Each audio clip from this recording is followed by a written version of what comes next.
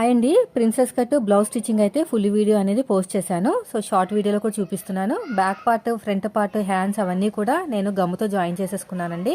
Join చేసుకున్న తర్వాత ఉక్సు పట్టి, కాజా పట్టి స్టిచ్ చేసుకోవాలి. అది వచ్చేసి ఆది బ్లౌజ్ నుంచి చూసుకోవాలన్నమాట. వీళ్ళకి ఎటైతే చేతి వాళ్ళు ఉంటుందో ఉక్సు పట్టి, కాజా పట్టి అనేది దాన్ని బట్టి ప్రకారం చేసుకోవాలి.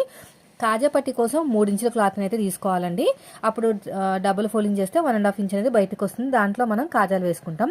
కానీ ఉక్సు పట్టికి మాత్రం 1.5 ఇంచుతోటి కాటన్ క్లాత్ తీసుకోవాలి. పైనుంచి స్టిచ్ చేయాలి. ఉక్సు పట్టి మాత్రం పైనుంచి, కాజా పట్టి అడుగు భాగం నుంచి స్టిచ్ చేసుకుంటాం. క్లాత్ అడుగు భాగం నుంచి. ఇప్పుడు మొత్తం కూడా డబుల్ ఫోల్డింగ్ చేస్తే ఈ 1.5 ఇంచ్ అంతా కూడా లోపలికి వెళ్ళిపోతుంది. ఇలాగా స్టిచ్చింగ్ వేసిన తర్వాత డాట్స్ కూడా స్ట్రైట్గా ఇలా వేసుకోవాలండి.